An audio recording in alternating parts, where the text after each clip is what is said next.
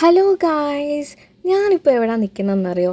ഇന്ത്യയിലെ ഏറ്റവും വലിയ വോളണ്ടിയർ കാർണിവലായി കൂട്ടൂൺ 2025 നമ്മുടെ ട്രിവാൻഡ്രത്തെ ഏപ്രിൽ 26-27 തീയതികളിൽ നടന്നിട്ടുണ്ടായിരുന്നു. ഞാനും വോളണ്ടിയറിങ്ങിൻ്റെ ഒരു ഭാഗമായിരുന്നു. ചെന്നപ്പോൾ തന്നെ എനിക്ക് വോളണ്ടിയറിങ് ഒരു ID കാർഡ് കിട്ടിയിട്ടുണ്ടായിരുന്നു. അതുപോലെ തന്നെ ഒരു വൈറ്റ് കിടിലൻ ടീഷർട്ടും കിട്ടിയിട്ടുണ്ടായിരുന്നു. വോളണ്ടിയറിങ്ങിന് ഉള്ളതുകൊണ്ട് തന്നെ നമുക്ക് അവിടെ നിന്ന് ഫുഡും പ്രൊവൈഡ് ചെയ്തിട്ടുണ്ടായിരുന്നു. അപ്പോൾ നമുക്ക് കിട്ടിയ ഫുഡ് എന്ന് പറഞ്ഞാൽ ജയിൽ ഫുഡായിരുന്നു. ജയിലിലെ ചപ്പാത്തിയും ചിക്കൻ കറിയായിരുന്നു. ഫുഡ് ഒരു രക്ഷയില്ല, അടിപൊളി ടേസ്റ്റ് ആയിരുന്നു. പക്ഷേ ഒരു പാക്കറ്റിൽ 6 ചപ്പാത്തി ഉണ്ടായിരുന്നു. അതെനിക്ക് മുഴുവനും കഴിക്കാനൊന്നും പറ്റില്ലായിരുന്നു. സോ ഫ്രണ്ട്സ് എല്ലാവരും കൂടി ഷെയർ ചെയ്ത് നമ്മൾ അങ്ങനെ മൊത്തം കഴിച്ച് തീർത്തിട്ടുണ്ടായിരുന്നു കേട്ടോ. ഫസ്റ്റ് ജയിൽ ഫുഡിനെ പറ്റി അറിയുന്നതും ജയിൽ ഫുഡ് കഴിക്കുന്നതൊക്കെ എറണാകുളത്ത് ഒരു പ്രൊജക്റ്റിന് പോയപ്പോഴാണ്. അതിനുശേഷം ഞാൻ ഇപ്പോഴാണ് കേട്ടോ ജയിൽ ഫുഡ് വീണ്ടും കഴിക്കുന്നത്. ഞാൻ വോളണ്ടിയർ ആയിട്ട് നിന്നിട്ടുണ്ടായിരുന്ന സ്റ്റോൾ ഇതാണ് കേട്ടോ, ലെറ്റ്സ് ലീവ്.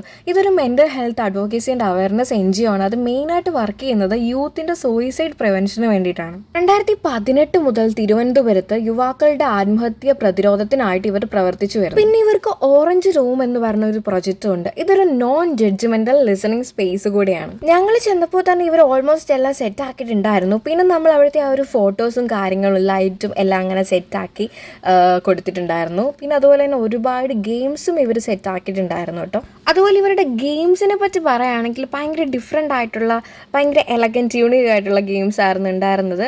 അതുപോലെ ഗെയിംസിൽ വിൻ ചെയ്യുമ്പോൾ കൊടുക്കാൻ വേണ്ടിയിട്ട് കുറേ അധികം ബാഡ്ജസും അതുപോലെ താങ്ക് യു കാർഡും ഇവരുടെ നെക്സ്റ്റ് മുതലുള്ള ഫ്രീ സെക്ഷൻ അറ്റൻഡ് ചെയ്യാനുള്ള ഒരു കാർഡ് ഉണ്ടായിരുന്നു കേട്ടോ. പിന്നെ അതിൻ്റെ കൂടെ തന്നെ ഒരു സെൽഫ് അസസ്മെൻറ്റ് സ്റ്റേഷൻ ഉണ്ടായിരുന്നു. അതായത് ഒരു ഷീറ്റിൽ കുറേ അധികം ക്വസ്റ്റ്യൻസ് ഉണ്ട്. അതിൽ നമ്മൾ സ്വയമായിട്ട് നമ്മുടെ റേറ്റിംഗ്സ് കൊടുക്കുക, എന്നിട്ട് അവരുടെ കയ്യിലുള്ള റേറ്റിംഗ്സ് വെച്ച് കമ്പയിൻ ചെയ്യുമ്പോൾ മനസ്സിലാവും നമുക്ക് ആൻസൈറ്റി ഉണ്ടോ ഡിപ്രഷൻ ഉണ്ടോ എന്ന്. ഇതെൻ്റെ ഫ്രണ്ട് ഷഹദാണ്. എവിടെ ക്യാമറ ഉണ്ടെങ്കിലും അതിൻ്റെ ഫ്രണ്ടിൽ വന്ന് നിന്നോളൂ. അപ്പോൾ നമ്മൾ പറഞ്ഞു വന്നത് ഡിപ്രഷനെ പറ്റിയില്ല. അപ്പം ഞാൻ എൻ്റെ സെൽഫ് അസസ്മെൻറ്റ് ചെയ്താൽ എനിക്ക് ഡിപ്രഷനും ആൻസൈറ്റി സ്ട്രെസ്സും എല്ലാം ഹൈ ആവാനാണ് ചാൻസ് കൂടുതൽ. അതുകൊണ്ട് പിന്നെ ഞാൻ നോക്കിയില്ല. പിന്നെ അത് മാത്രമല്ല ഒരുപാട് വേറെ ഡിഫറെൻറ്റ് ടൈപ്സ് ഓഫ് സ്റ്റോൾസും ഇവിടെ ഉണ്ടായിരുന്നു കേട്ടോ. ഡിഫറെൻറ്റ് ടൈപ്സ് ഓഫ് കമ്മ്യൂണിറ്റീനെ റെപ്രസെൻറ്റ് ചെയ്തുകൊണ്ടും സ്റ്റുഡൻസും അതുപോലെ തന്നെ ഓർഗനൈസേഷൻസിനെയൊക്കെ ഒരുപാടധികം സ്റ്റോൾസും ഇവിടെ ഉണ്ടായിരുന്നു. പിന്നെ എൻ്റെ ഈ ഒരു ചീക്കിൽ ഒരു സ്റ്റിക്കർ നിങ്ങൾ കണ്ടിട്ടുണ്ടാവില്ലേ, അതൊരു സ്മൈലിയുടെ സ്റ്റിക്കറാണ്. അത് ഒരു വോളണ്ടിയറിങ് കുട്ടി വന്നിട്ട് എനിക്ക് ഒടിച്ചു തന്നിട്ടുണ്ട്. അപ്പോൾ ഞാൻ 2 ചീക്കിൽ ഒടിച്ചിട്ടുണ്ടായിരുന്നു. എനിക്ക് നല്ല ക്യൂട്ടായിട്ട് തോന്നി. പിന്നെ നമ്മുടെ സ്റ്റോളിലും ഒരുപാടധികം ആൾക്കാർ വരാൻ തുടങ്ങിയിട്ടുണ്ടായിരുന്നു. മിത്താണോ ഫാക്റ്റാണോ എന്ന് ഗസ് ചെയ്യുന്ന ഒരു ഗെയിമിൻ്റെ ക്വസ്റ്റ്യൻസ് ആയിരുന്നു ഇപ്പോൾ അവൻ അവിടെ ചോദിച്ചുകൊണ്ടിരുന്നത്. അങ്ങനെ അതിനുശേഷം നമ്മുടെ സ്റ്റോളിലെ തന്നെ മാമിൻ്റെ ഒരു സെക്ഷനും കൂടി ഉണ്ടായിരുന്നു. അത് അറ്റൻഡ് ചെയ്യാൻ വേണ്ടിയിട്ട് ഞങ്ങൾ എല്ലാവരും പോയിട്ടുണ്ടായിരുന്നു. അപ്പോൾ അത് നമുക്ക് കണ്ടു നോക്കാം. Okay, so good evening all. I'm so happy to see all of you here. I have with me Rukma. She is going to do that is inclusive.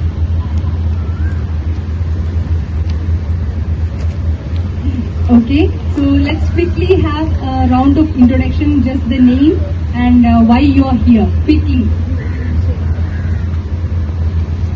Myself, Aravind. I'm working as a volunteer. And my name is Jagan, Provincial Manager and Manager.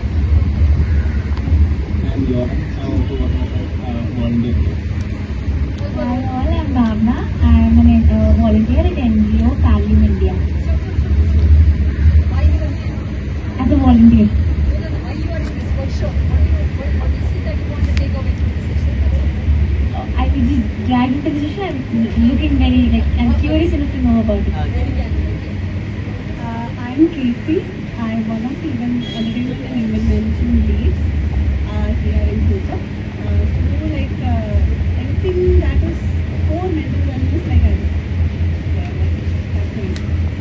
ഒരു പേപ്പറും പേനയും കൂടെ എടുക്കാൻ വേണ്ടിയിട്ട് ഞങ്ങളുടെ അടുത്ത് പറഞ്ഞിട്ടുണ്ടായിരുന്നു. നമ്മുടെ സോഷ്യൽ മീഡിയ അഡിക്ഷന്, സ്ക്രീൻ ടൈം, ഫോൺ അഡിക്ഷനെ പറ്റിയൊക്കെയുള്ള ഒരു സെക്ഷനായിരുന്നു അത്.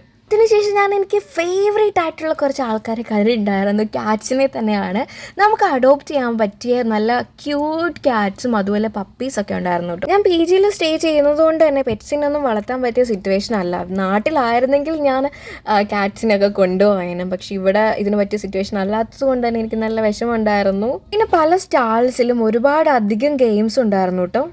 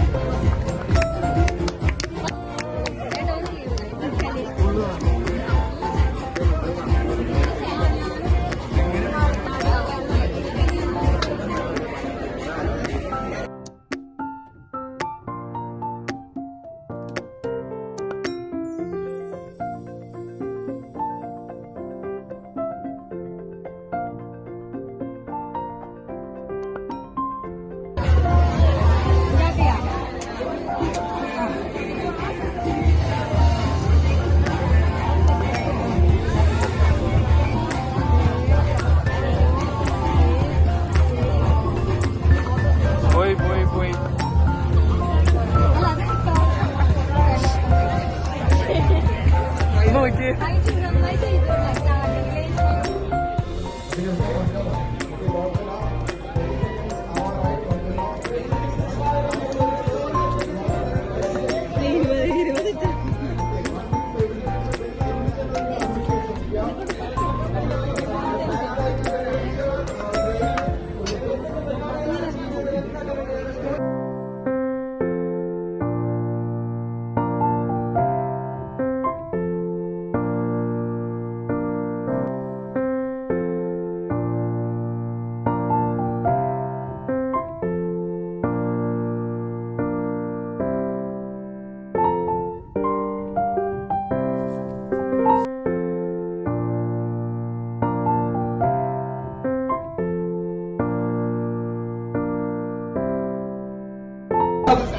എംപവർമെന്റ് വർക്ക്ഷോപ്പുകൾ നടത്തി വരുന്നുണ്ട്.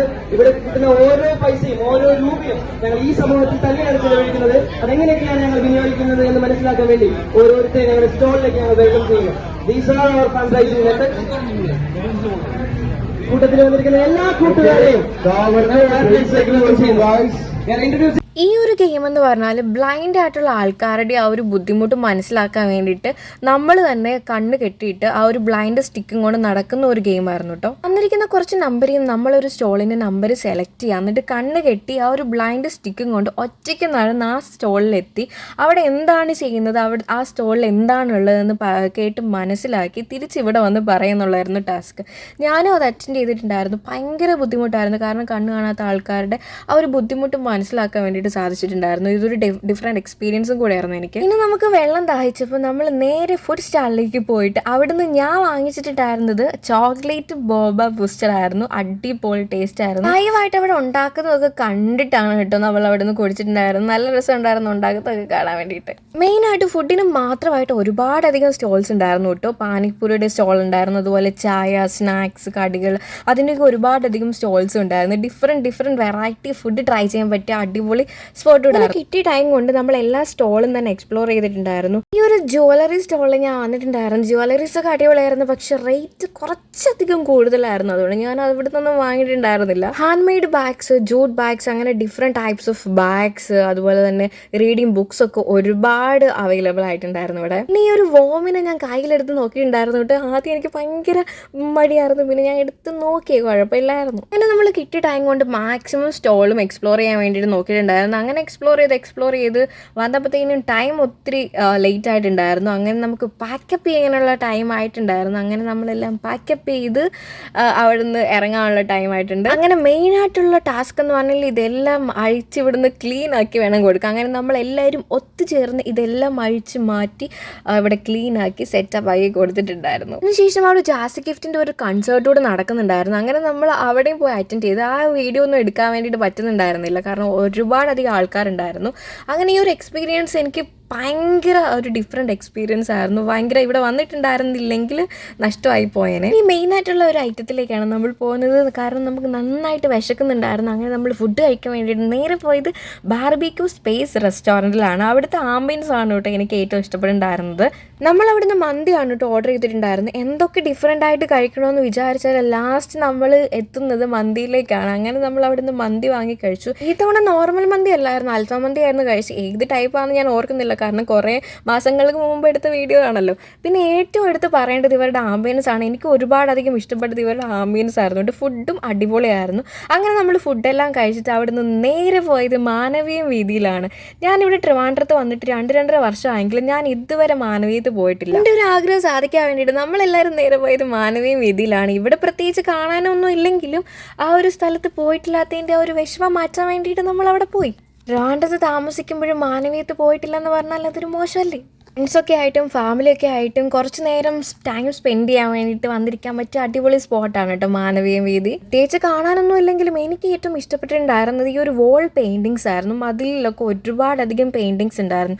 നല്ല ഭംഗിയായിരുന്നു കേട്ടോ. അത് മാത്രം കണ്ടുകൊണ്ടിരിക്കാൻ വേണ്ടി തന്നെ നല്ല രസമാണ്. പിന്നെ നമ്മൾ കുറേ അധികം നേരം അവിടെ ഇരുന്ന് ടൈം സ്പെൻഡ് ചെയ്തു. നല്ല രസം ഉണ്ടായിരുന്നു.